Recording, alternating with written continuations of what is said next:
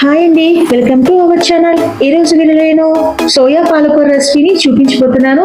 ఇది ఎక్కువగా అన్నంలోకి, చపాతీలోకి, దోశలోకి సైడ్ డిష్ గా చాలా బాగుంటుందండి. సోయాలో ఉండే ప్రోటీన్ ఇంకా పాలకూరలో ఉన్న కాల్షియంతో కూడినటువంటి రెసిపీ మనకి చాలా వరకు ఆరోగ్యానికి మేలు చేస్తుందండి. సో ఇప్పుడు నేను దానికోసం ముందుగా వేడి నీళ్ళలో 1 కప్పున్నర వరకు సోయాని వేసుకొని పక్కన పెట్టుకున్నాను. ఆ తర్వాత 3 కట్టల పాలకూరని ఇలా వేడి నీళ్ళలో వేసుకొని మరిగించుకుంటున్నానండి.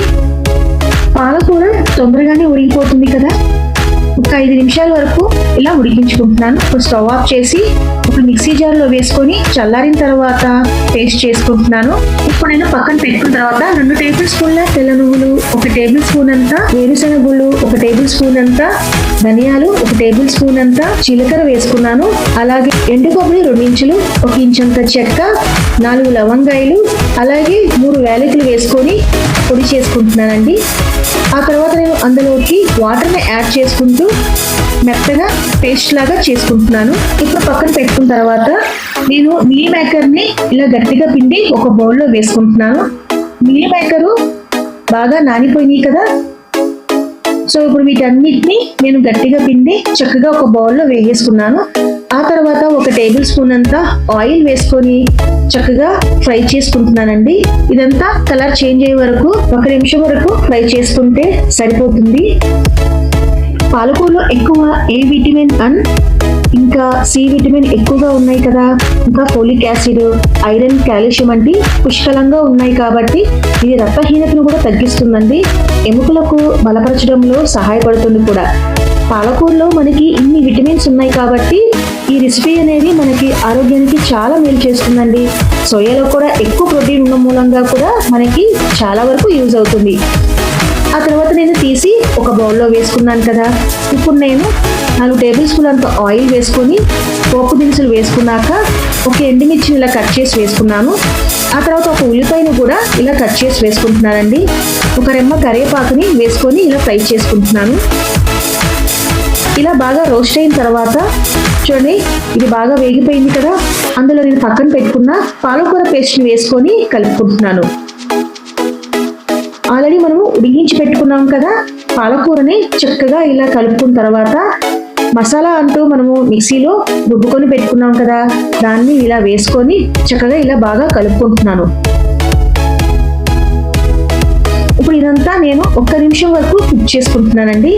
1 నిమిషం వరకు కుక్ చేసుకుంటే సరిపోతుంది. ఆ తర్వాత నేను రుచికి సరిపడా ఉప్పు వేసుకున్నాను. అలాగే 1/2 స్పూన్ అంతా పసుపు వేసుకొని ఇలా కలుపుకుంటున్నాను.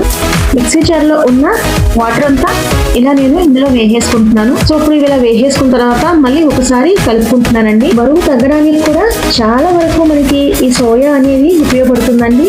సో సోయాని పాలకూరతో చేసినటువంటి రెసిపీ చాలా అమోఘంగా, చాలా టేస్టీగా ఉంటుంది. సో ఇప్పుడు నేను అందులోకి 1 టేబుల్ స్పూన్ అంతా కారం వేసుకున్న తర్వాత 1.5 కప్పుల వరకు వాటర్ని యాడ్ చేసుకొని 1 నిమిషం వరకు ఇలా మరిగించుకుంటున్నాను. ఆ తర్వాత నేను 1 టీ స్పూన్ అంతా కసూరి మేతి వేసుకొని కలుపుకుంటున్నానండి. ఇందులోకి 1 టీ స్పూన్ అంతా అల్లం వెల్లుల్లి పేస్ట్ వేసుకొని ఇలా కలుపుకుంటున్నాను. సో ఇప్పుడు నేను మూత పెట్టి 1-2 నిమిషాల వరకు కుక్ చేసుకుంటున్నాను. గ్రేవీ అనేది సగం చిక్కపడిన తర్వాత నేను పక్కన పెట్టుకున్న మీల్ మేకర్ని ఇలా వేసేసుకుంటున్నానండి.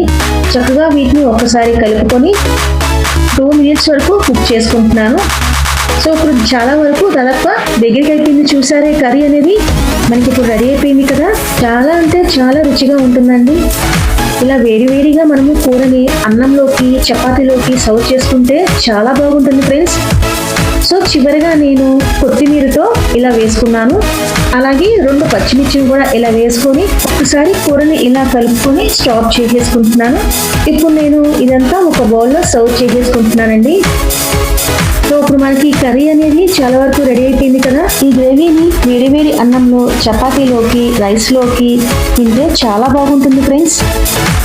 టేస్ట్ మాత్రం సూపర్గా ఉంటుంది. సో తప్పకుండా ఈ రెసిపీ అనేది మీరు ట్రై చేస్తారు కదా. నాకైతే చాలా బాగా నచ్చేసింది ఫ్రెండ్స్. చాలా అంటే చాలా టేస్టీగా బాగుంది. సో మరికొన్ని వీడియోస్ కోసం నా ఛానల్ని మీరు తప్పకుండా సబ్స్క్రైబ్ చేయండి, లైక్ చేయండి, కామెంట్ చేయండి. అంతేనండి ఇవాళ వీడియో.